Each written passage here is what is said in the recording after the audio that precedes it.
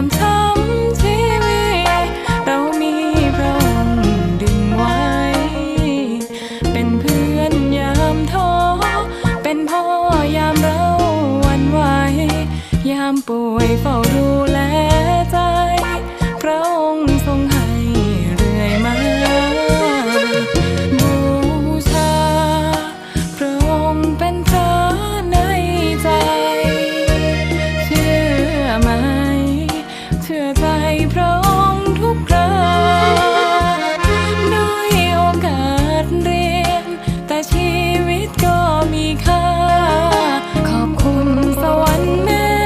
ตตาประทานองค์พระเยซูมีพระคิดเจ้าเหมือนเราได้ปริญญาเราอยู่ยืนสู้ชีวาเพราะว่าทรงปูทางไว้จับมือ